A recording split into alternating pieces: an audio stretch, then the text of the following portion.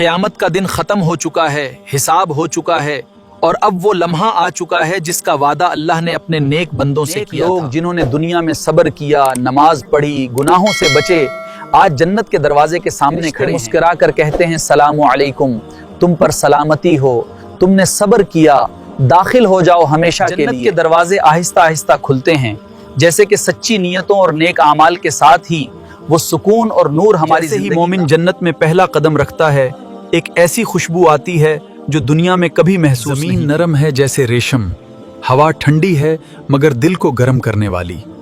دل میں ایک عجیب کوئی خوف نہ کوئی غم، دل سکون سے بھر جاتا ہے جب ہم اللہ پر بھروسہ کرتے ہیں اور اپنی تمام پریشانیوں کو اس کے سپرد کر دیتے ہیں۔ سبز باغات، نہریں بہہ رہی ہیں، دودھ کی، شہد کی، پنی کی، درخت ایسے کہ اگر ایک شخص سائے میں چلے تو سالوں میں بھی ختم نہ ہو۔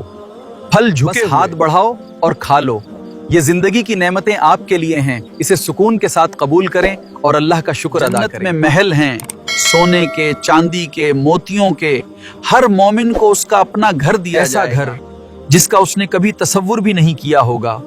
ایک ایسی جگہ جہاں سکون اور محبت کی کوئی انتہا نہیں، بات دل سے نفرت نکال دی جائے گی، نہ کسی سے حسد، نہ کوئی دکھ، نہ کوئی بیماری، ہمیشہ کی خوشی، ہمیشہ کی زندگی۔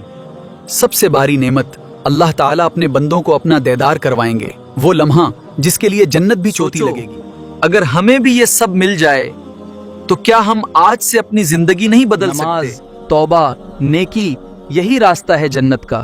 یہ زندگی ایک امتحان ہے اور ہم سب کو اس کی اہمیت کو سمجھنا۔ جنت میں جانا چاہتے ہیں تو اس ویڈیو کو لائک کریں، شیئر کریں اور ہمارے چینل آل اسلامک ویڈیوز کو سبسکرائب کریں، کیونکہ یہ سیریز آپ کی زندگی بدل سکتی ہے۔